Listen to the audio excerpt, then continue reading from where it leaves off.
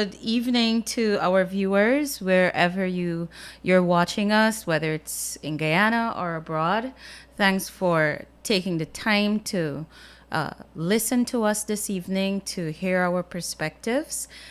We are really excited about the opportunity to be here with you this evening and to talk about some of the important topics in the oil and gas sector.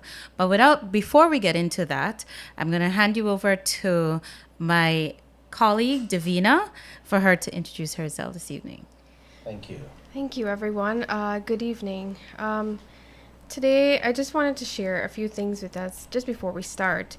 So, it's the first day of a new month, the third already in 2023.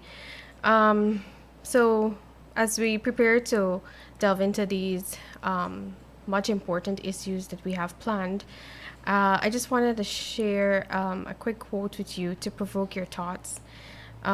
Richard Van Gogh said, and I quote, "What if life..." Sorry, let me rephrase that.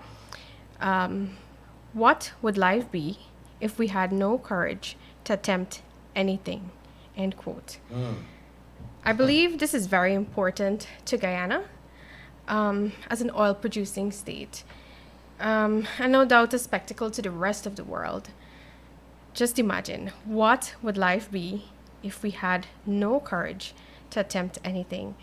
With that, viewers and listeners, I say good evening and welcome to our show. We look forward to speaking with you, hearing your views, even as we discuss these issues. We want to remind you that this show is an open conversation, and we would invite you to call in at any time, ask your questions, share your views.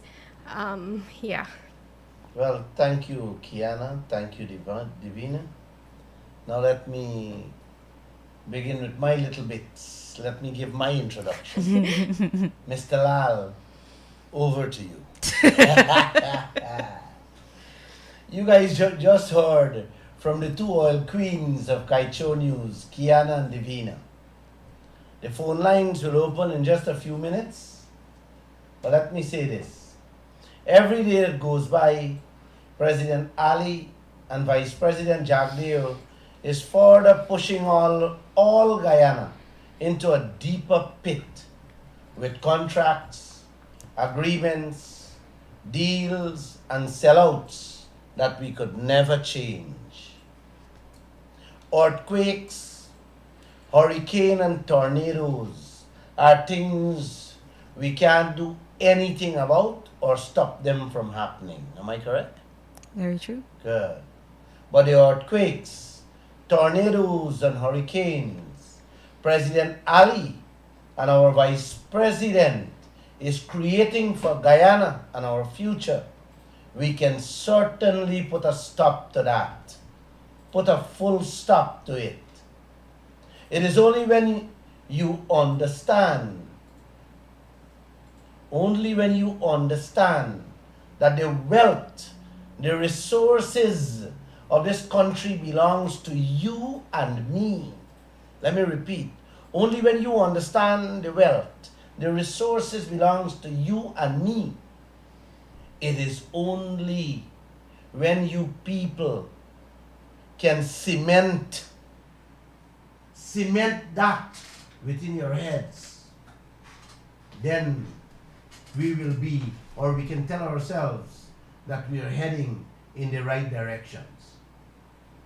So please, guys, this wealth belongs to us. Rather than the rice and sugar that you have to bust your back in the hot sun to provide a meal for your family, you will never get it.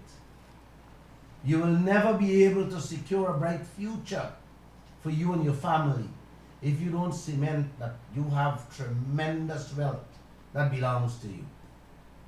Guys, if you can't understand that, if you can't understand the wealth in this country belongs to you and me, your unborn children and grandchildren, and that of your or generations to come? Guys, I don't know. I don't know how we're going to survive down the road. Or I don't know what to say if you can't understand this vast wealth we have belongs to us. I can only beg you, all of you, to try your very best to understand that you don't have to cut cane in the hot sun or plant rice. You can just sit down home and collect money like sand, or you can collect money like rice. That's the kind of wealth we all have staring us in our faces, guys. Are you ready to fight for it? Are you ready to demand what is rightfully yours? This is something that has been bothering my soul day in, day out. And I really don't know what else I can do. What more can I say to let you people understand how rich you are and how you people not doing anything about it? You ready to fight with a man who snatched your fine gold chain from around your neck? What mixed with copper, Kiana? But you're not ready to fight with the foreigners who snatching out your pure gold by the tons. You're ready to fight with one of your brothers or sisters who walk in your yard and pick up your plants or pick up your fruits. But ExxonMobil were fetching out all your oil in the billions of US dollars. The Chinese and the Russians that fetching out iron, bauxite, manganese, gold, timber, also in the billions. You guys not saying or doing anything. How can this be? Don't tell me goat bite we or Catholic we tongue. I refuse to believe that. You guys ready to fight your own brothers and sisters for a piece of land or a house that your parents dead and left, or even take them to the high court to fight for that which is of little value. But these foreigners fetching out your beautiful mansions, your bright, bright future that God Almighty blessed us with, you with, and you letting them go without uttering a single word. Why the silence? How can this be? Like I said, earthquakes, tornadoes, or hurricanes, we cannot stop or do anything about them. But come on, guys. We can certainly, yes, certainly stop President Ali and Jagdeo, Norton and Ramjatan from creating man-made earthquakes that will destroy our future and our children's future. Am I going to hear this outburst from the telephone calls now? Please bring it on. 622-222 or 624-6456. Kiana, a Trini came up to me while I was having a drink at the Princess Monday night after this program and asked me for a handshake. He said, Glenn, I wish Trinidad had a Glenn Lall like you 50 years ago. He and his friends would have never been in Guyana fighting for their families. Survival in Trinidad. That's what the gentleman told me. He then introduced me to another Trini friend who were also delighted to meet me. They both listened attentively to what I had to say. I was so happy If I could have taken another drink with them, I would have. But the doctor warned me, take 2 and go. Not 2%. 2 shots, the man talking about. You know that? I felt so good that the training, everybody listening to the program, and is actually telling me had they had a Lall. You guys remember the airport, at Trinidad airport, the training heading to Canada, what he said is precisely what them 2 guys told me Monday night after the program. The phone's ringing. Let's take the first call. Good evening. You're live on the air. Where the phone cut off? Well, maybe this person will ring and does not have credit. You see?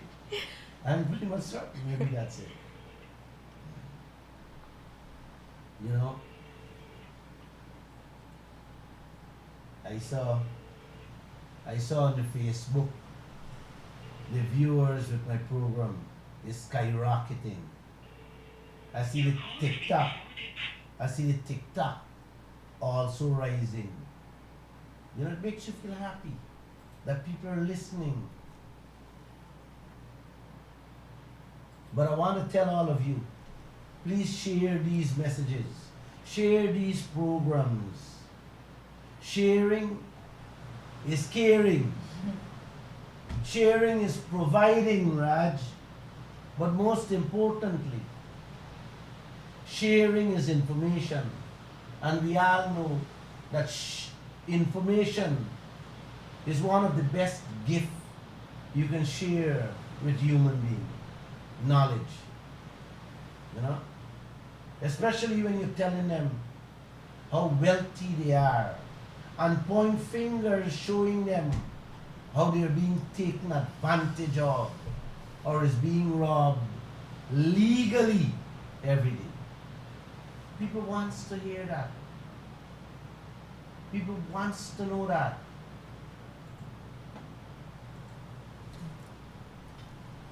That person, wait. Let me see. The gentleman will ring again too. You see? It's not easy. It's not easy. Let me return the call.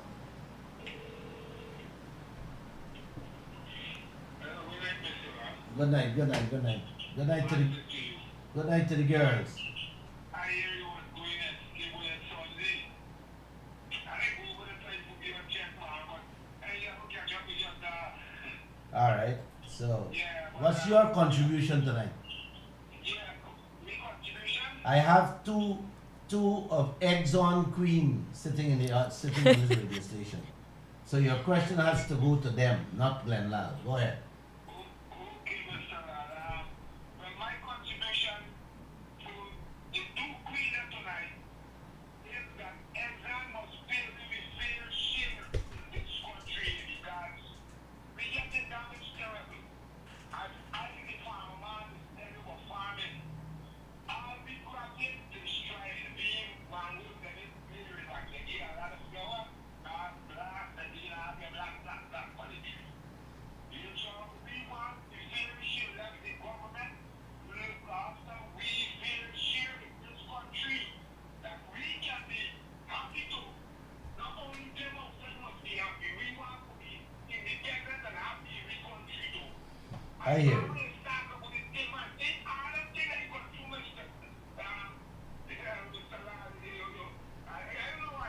I hear you.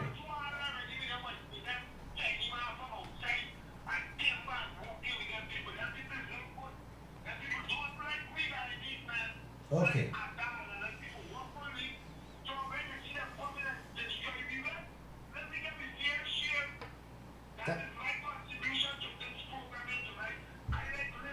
Thank you. Thank you, my friend. Thank you. Good. Thanks. Have a good night. Yeah. All right. The gentleman said he wants his fair share. I think that every Guyanese echo the same sentiment. We want our fair share. Now, how can we get that? Kiana. That's a nice question. How do we get that? Well, first of all, I'd like to thank the caller for reaching out and adding his voice to the conversation. Because as my colleagues started off the program with a very beautiful quote about the importance of being courageous. And it's important that every Guyanese, we muster the courage to demand what we rightfully deserve. Perfect. So I wanted to start on that note. Secondly, to your question, we've been saying all the time that renegotiation is, without question, a necessity if we are to get our fair share. And I walked with the contract this evening because there are quite a few things that I want to raise tonight to ask all of you if you think some of these provisions are fair. Not technical stuff, but I'll start off with one. The contract that we have with ExxonMobil will last for 40 years. It means that this contract will come to an end in 2056. Until that time, ExxonMobil will pay no taxes. In the meantime, myself, Davina, Mr. Lall, every other Guyanese listening, their children and their grandchildren will be paying their fair share of taxes. Is that fair? That is what I wish to have our listeners just think about. Is it fair that oil companies, their employees, their subcontractors, their affiliate companies are able to walk away tax-free for 40 years? In the meantime, while they're doing that, they're enjoying that tax-free ride for 40 years. They will feast on the lion's share of our oil resources. How can we live with a deal like that? And so, before I add more to the conversation, I'll hand the floor over to my colleague, Davina. Thank you. And thank you, Mr. Lall, for your question. You asked, how can we invoke change? For me, I personally believe if we stand up as a people, we have power.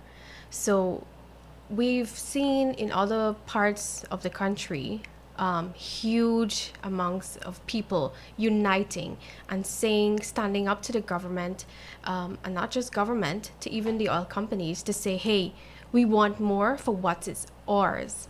And they have caused those oil companies to come to their knees.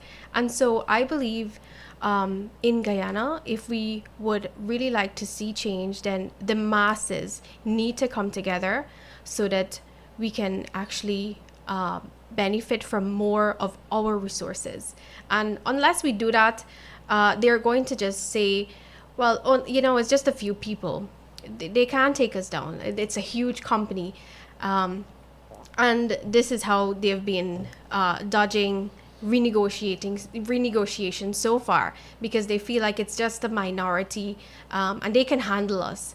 But if we really become enraged, so to speak, considering all things that you mentioned, climate change and how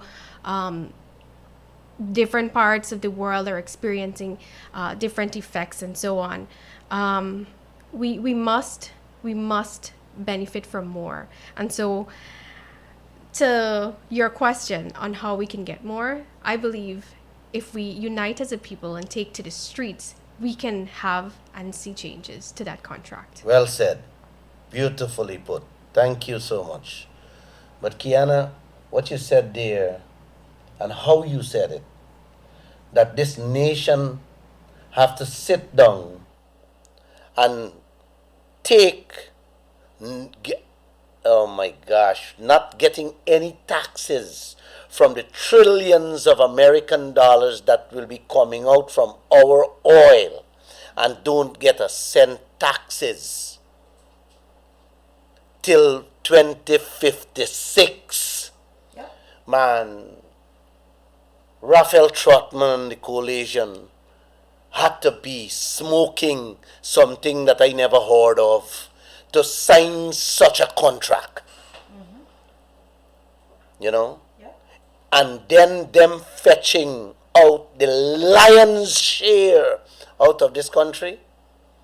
And I don't know about you, uncle and auntie, but Glenn Lall will not sit back idle and allow this to even pass 2023. It will not pass this year. We have to bind ourselves like Divina says. You see, Divina, one of the problem we have is this race issue, this party issue. You know, unless we bind ourselves together, we're going to be bowing or praying on our knees together to survive in this land. And just to make a point, another point, Mr. Lall. Go I ahead. was doing some minor calculations just now. When this contract comes to an end, our president, Dr. Finale, will be 82. 82? Yes. The vice president will be 99. It'll be 99. These people, like, they have no shame, man. And Go I ahead. put those two figures there to show that at that stage of their lives, we will be left to bear the brunt of any decision or indecision or anything they do or don't do. Oh. And these are the years that we have, the prime years that we have to really lend our voice, I hear you. to persuade our leaders while their vigor is still there. I'm not saying that the vigor would not be there at 99 or 82, but in their prime years, we absolutely need it. It's a must. It's non-negotiable for us to show these leaders, the ones who have the power, sitting in office. It is important for us to show our leaders the consequences of not renegotiating this deal.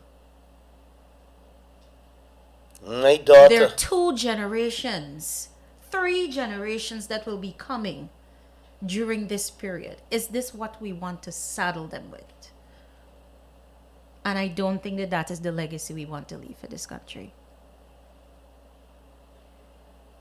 Just if I may comment, Mr. Lall, you spoke about this contract that the AFC has left for us. They signed it back in 2016. It The was, coalition. Yes, it was Mr. Raphael Trotman, the former Minister of Natural Resources, that attached his signature and entered Guyana into this deal. So we see now that they've taken, the leader of the party, Mr. Kemraj Ramjatan, is now saying that he believes there must be changes, especially in the areas of taxes and so on. But do you think that just saying that we need changes is enough? Changes in taxes alone could never be enough. Everything in this contract must change. Everything is on the side of ExxonMobil. That contract bind us, tie us up worse than how you tie up an iguana.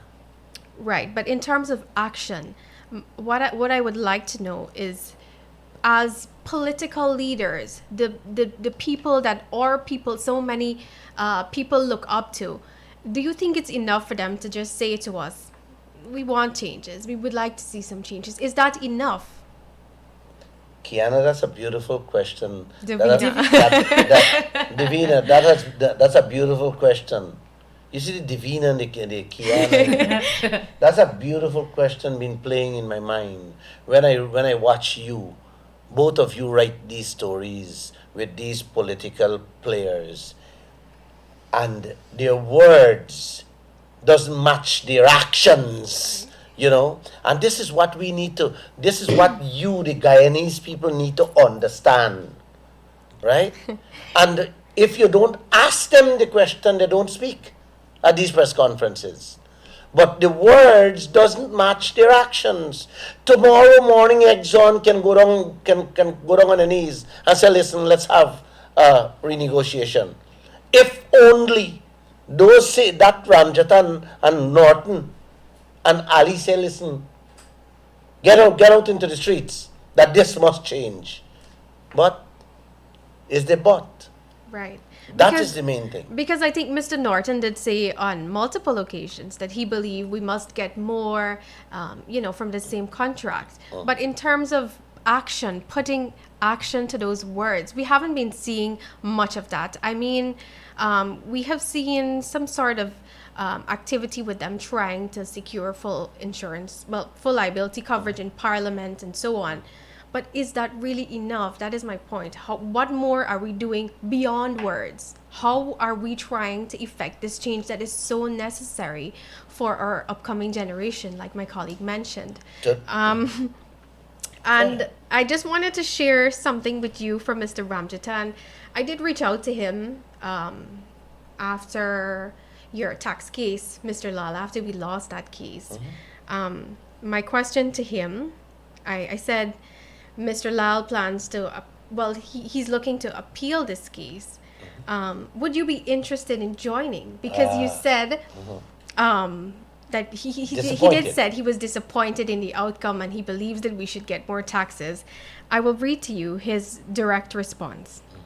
Davina, me joining the legal team would be improper and unethical in the circumstances. I said, sir, but the AFC believes changes must be made. I think it would show the party's willingness to effect these much-needed adjustments. Correct. He never responded to my statement. So, there it is. This is the type of game that these politicians play with the voters, you, the Guyanese people. These are all lip service. They don't mean it from their heart. You understand what I'm saying? They are looking at a party. And they are not looking at the people. All they're concerned with is holding a chair in Parliament or stay in the opposition or stay in the government. That's all. They are not going to fight. They are not going to fight for any changes. They're only talking lip service that they want change. They're not going to change. I don't think it's enough as leaders. No, we they're expect not. more. This country has to change it, and this country will change it. This country will change that contract. The people of this country will change it. Had they wanted change, let me add to what you just said there. They had a scoping meeting today at Humaniana. It's in the papers today. Yeah. Where ExxonMobil is running to get approval for the 5th project.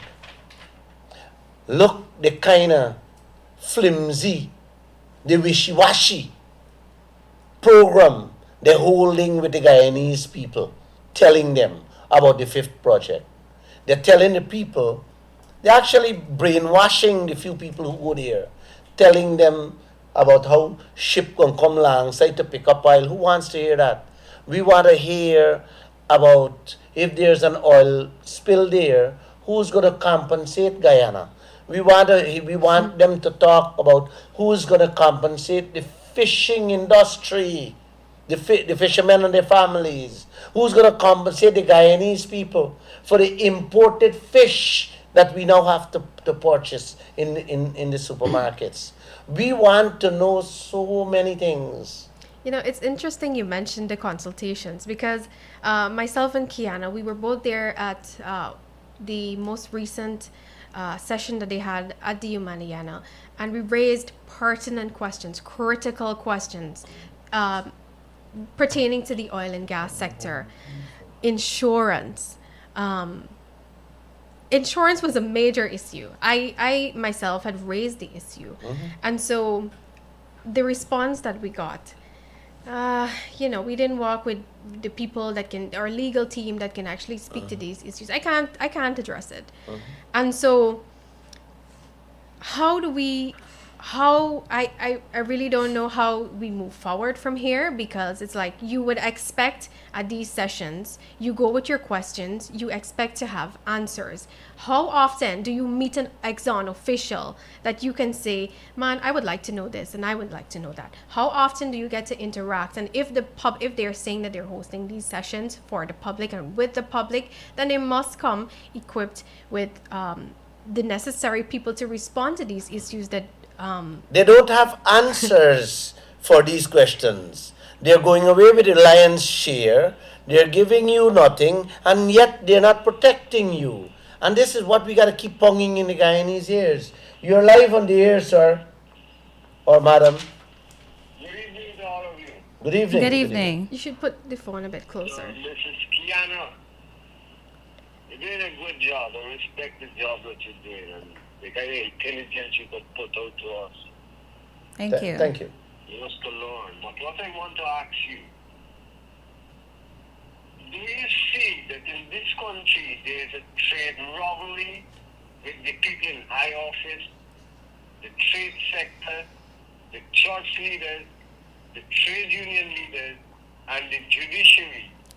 Also, none of these people from these organizations is not with you.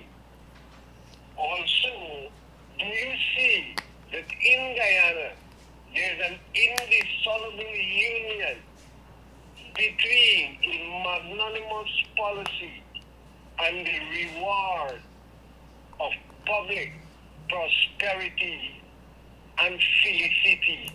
Do you see that? Do you understand what I told you there? Very well. Very well. But you ask her a question directly. I think that's a question to all Guyanese. But go ahead. Two questions. Yes, yeah, we heard you loud and clear. Does She'll- she understand those two I didn't questions? hear it. If you can just And repeat the two indissoluble questions. union. Do you understand those two questions? Can you repeat the two questions, because I wasn't clear on the context? Okay. In Guyana, there's an indissoluble union between a magnanimous policy and the reward of public prosperity and felicity. That's one of my questions to you. Do you understand that? Yes, sir. That sounds like a statement. Mm-hmm. The other question is that, do you see that Guyana is going through a thing named Guyana Great Trade Robbery? The Okay. main players them in this robbery are the people in high office, Mm-hmm. Gotcha, clear. the trade sector, Mm-hmm. the judiciary, the church leaders, and the trade union leaders. Hmm. Now, none of these people Wow. are not with you. They are making it by the pounds of gold. They don't have time for the poor. Now, what do you understand by those two questions that I asked you? Thank you, sir. Thank you. Okay. I want to before you answer that, what the gentleman asking, Mm-hmm. I want to let him know that the judiciary, you talked about the judiciary, Mm-hmm. and I don't want to, I refuse to believe that our judiciary, the arm that this nation, the arm of this nation's only hope Protectors. would be involved in any sort of corruption. So I just wanted to let that be clear, Mm-hmm. because if If you're thinking in that direction, then hope for all of us is nowhere. But the rest of the institutions and organizations that you talk about, of course, we can dance with that. Go ahead, Kia. So, first of all, thank you for the two questions. Very deep, but also I'd like to preface my commentary on the judiciary, the aspect of the judiciary. My personal opinion is that the judiciary is independent based on the decisions that the judgments that we've seen over the years, based on the decisions we've seen, how the judges have dealt judiciously with the elections petition, the cases involving that. I believe we saw a stellar performance of how independent the judiciary is, and I too would say that, I think that the independence in our judiciary is unshakable, and I do want to believe that it will remain that way as we continue to dive further into the journey of being an oil producing state. That being said, I agree that there is a great trade robbery involved there. Politicians, the trade unions, the religious sect, and other actors, other elements. I do believe that is part of it. And we're seeing that a byproduct, one of the greatest byproducts of this is the 2016 Stabroek Block Agreement. The system failed us. It failed not just the generation today, but future generations with that agreement.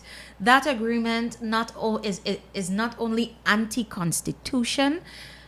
I would go as further to say that it is anti-people, because there is no way that you can rob a country or create an instrument that allows you to rob a country for years, for 4 decades, And tie their hands.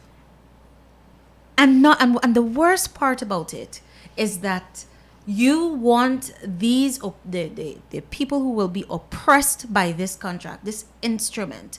You also want to look them dead in the eyes and say, take it, you can't do anything about it.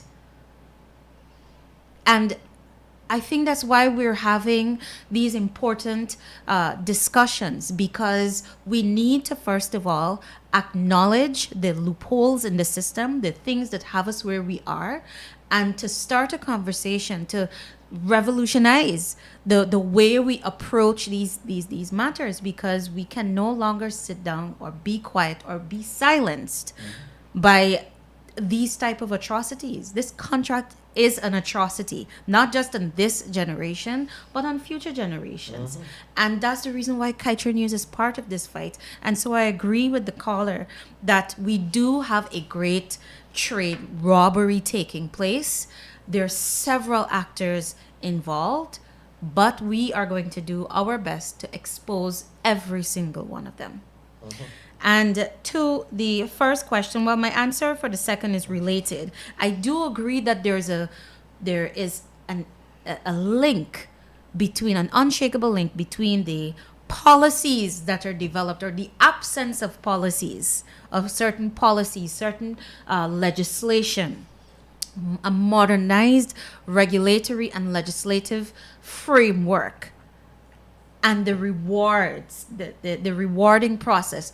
Who really stands to benefit from the loopholes in our legislation, the loopholes in our policy?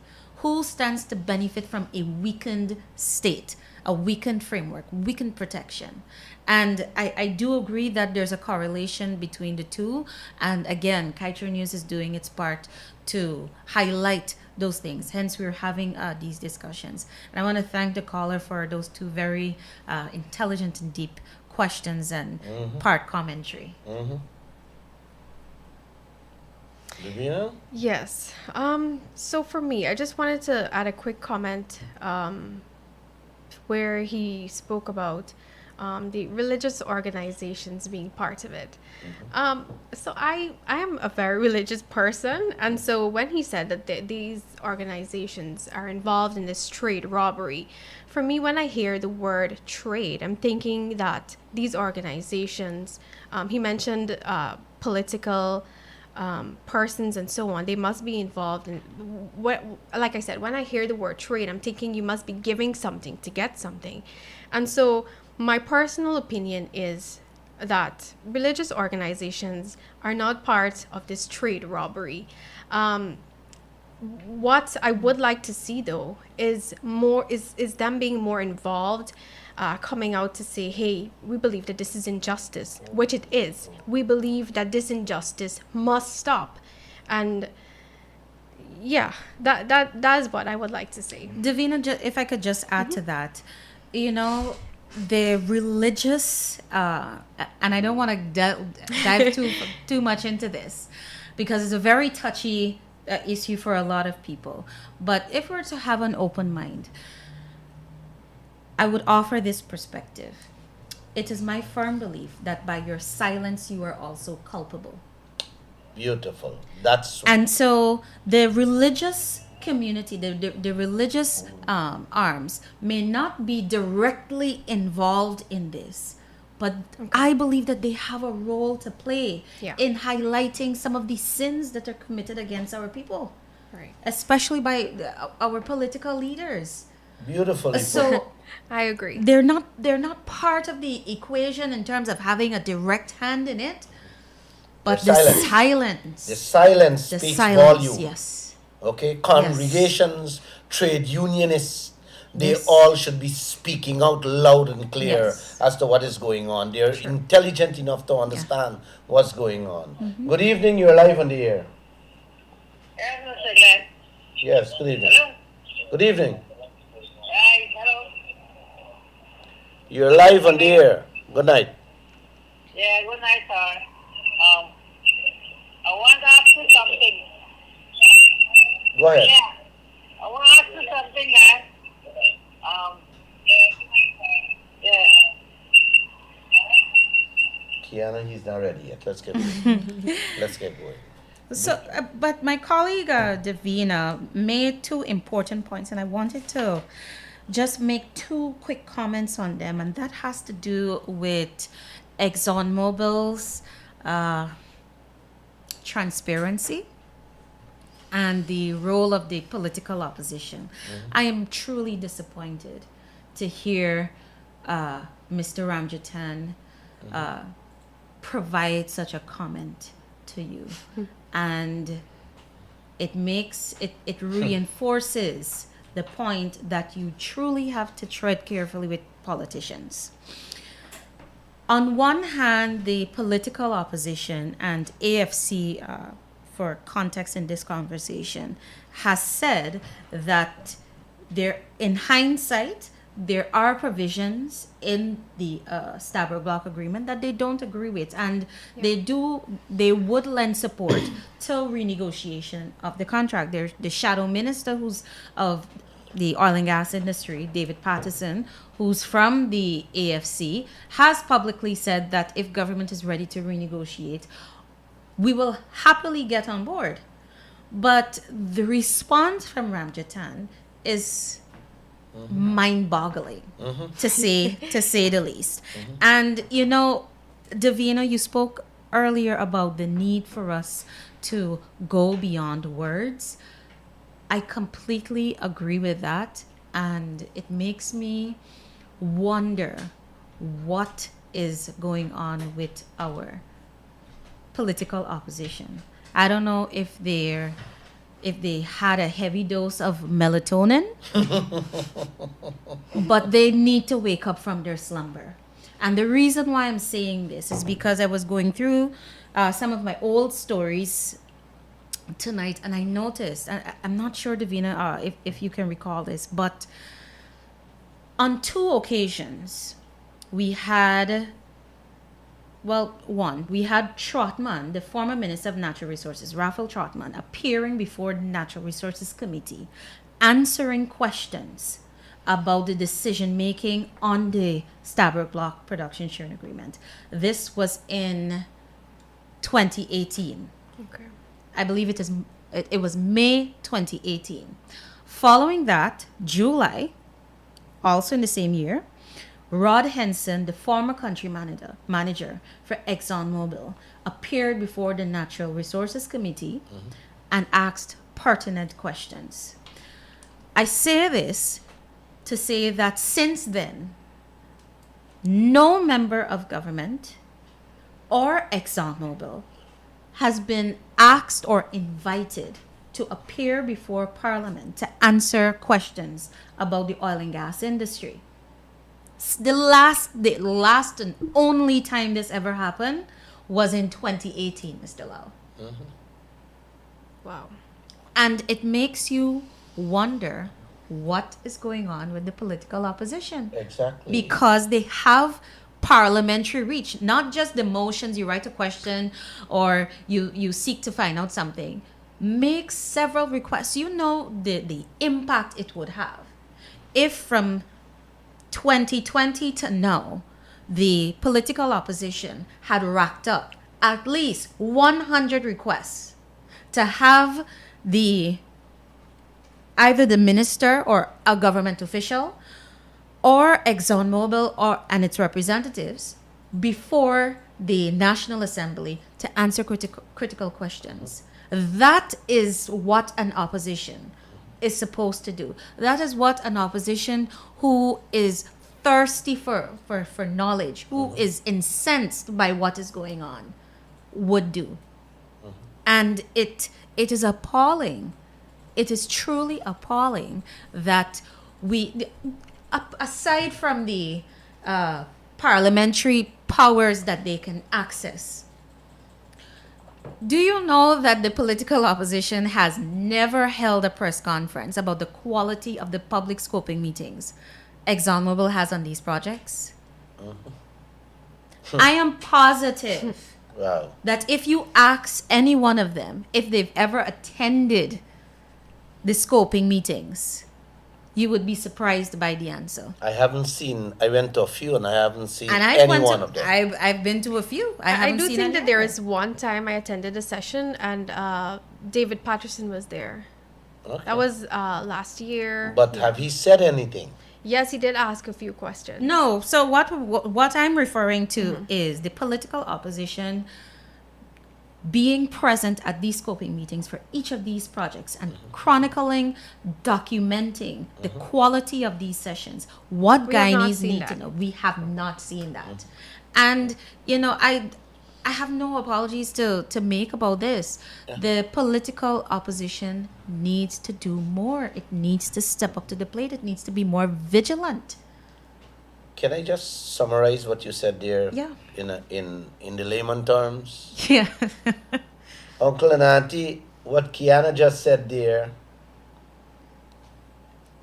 is that the opposition, both the AFC and the PNC, has powers in their hands, just like the government, to haul ExxonMobil before the parliamentary committee, bring them in parliament to answer questions. And what she said there, since 2018, the opposition did nothing so far. We have been writing so many stories about these scoping meetings they're having all over the place. I have talked many times on it. And not one day have I ever seen any one of the opposition member attending these scoping meetings to ask a simple question: what about our insurance coverage? Nothing. They're not there. And when we carry these stories, they do not even respond. So you tell me, Kiana, is these people really want see changes to this Exxon deal? And that brings me back to another point that I wanted to make. Earlier, I think either yourself or Davina spoke about, getting government on board, or I think it was a caller that spoke about getting, government on board. We need to get... I would say to you,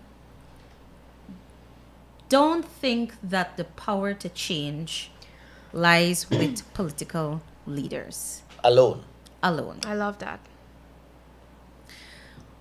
Over the last 4 years, we have seen instances where people have reached a boiling point where they have said enough is enough. We've seen that just in not Trinidad and Tobago, Suriname, where people have said, I have had enough. I need better. And when we reach that point, in the cases of some country, it's not too late, but in others, sometimes it is too late. And I want to give an example of why you should not depend on leaders to look out for your interest. Hey. Kaieteur News this weekend will publish a story that exposes how two oil companies, in collusion with the authorities in the Netherlands, ignored the social, the social, but the environmental implications of extracting gas because the profit was too sweet to walk away from. And what were the environmental impacts? Earthquakes of varying magnitudes. Shell and ExxonMobil, in collusion with the authorities of the Netherlands, extracted gas for 60 years in defiance of warning materials that said, if you continue with these types of operations, if you continue along this line, the earthquakes will get even more devastating. Yes. And you know what ended up happening? Close to 2,000 earthquakes of varying magnitudes affected the lives of 85,000, the people who are part of 85,000 homes. And that just goes to show that even the government was part and parcel of a plan to go after profits, irrespective of the cost, to the lives of the people who inhabited the province where the operations were ongoing. And so that story is going to come out this weekend as a cautionary tale for Guyana, because one of the companies involved is also in our backyard and is also at the center of the contract that we're talking about. And it is to show the nature of the company that we are dealing with, that the only thing that means anything, that is their guiding principle, is the dollar. Money. Yeah. That's all these Yeah. oil companies think about when the day come. Yep. They don't look at us as human beings, No? I want you people to understand this. The oil companies all over the world, it's just a few of them. They don't look at third world countries like Guyana and think that we are people. We are not people for them. Had they saw us as human beings, they would have never been doing this to us. Where you're going away with 98 barrel and giving us 2. Where they're giving you half of a quarter barrel as profits that cannot, if you add the 2 together, cannot even fix back the roads they're damaging. Can you talk about earthquakes? The earthquake that has happened in Syria and Turkey, those 2 earthquakes with the tremors and the aftershock, in excess of 14 million people affected. Over 1 million people is on the streets.